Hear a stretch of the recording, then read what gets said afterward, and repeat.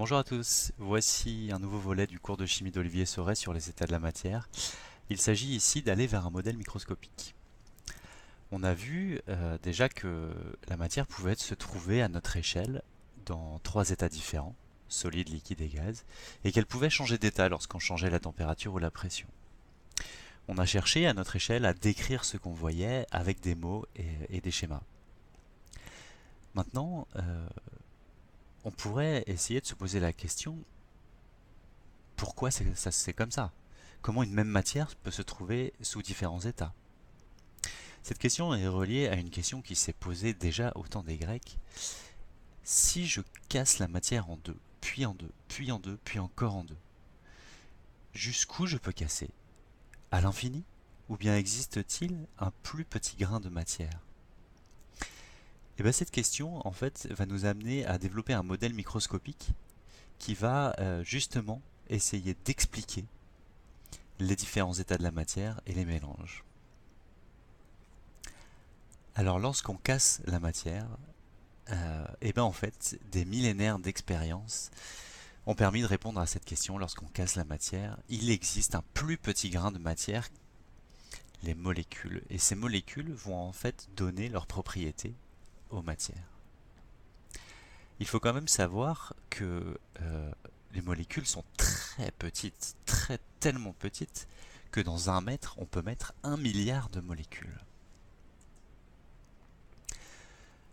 La description des états de la matière à notre échelle vont nous permettre en fait de développer un modèle microscopique à partir des molécules qui va expliquer, qui va expliquer euh, les différents états. Par exemple, l'état solide, s'il a une forme propre et qu'il est solide, eh bien on peut imaginer que les molécules sont fixes les unes par rapport aux autres, proches, qu'elles peuvent bouger éventuellement autour de leur état d'équilibre. Voilà.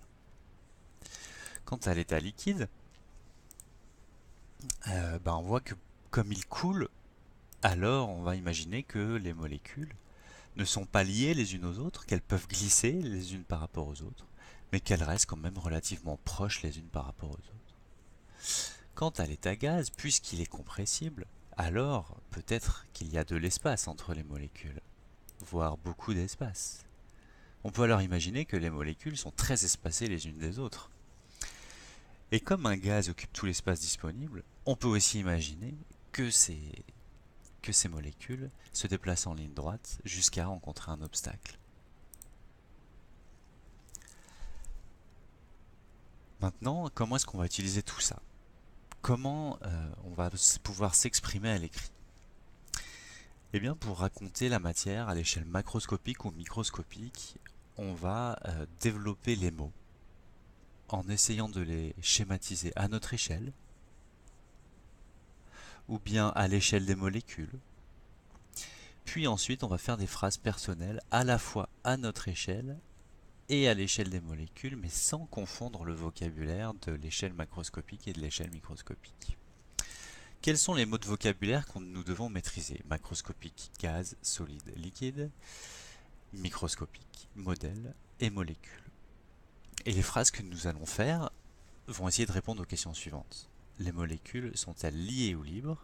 Les molécules sont-elles espacées ou proches? Les molécules sont-elles en mouvement ou fixes les unes par rapport aux autres? Voilà des phrases et des schémas qu'on pourrait faire pour chacun des états, et je vous invite dans différentes vidéos à regarder état par état un peu plus en détail ces schémas et ces phrases. Merci, au revoir.